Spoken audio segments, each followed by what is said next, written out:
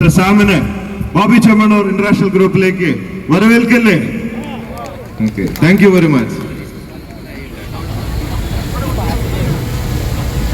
Thank you so much.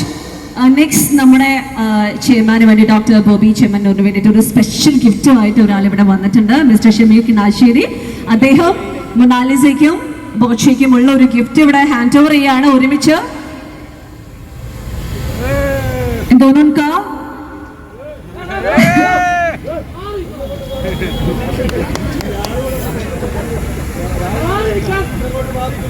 Painting है ना, photo frame दोनों को गिफ्ट कर रही है.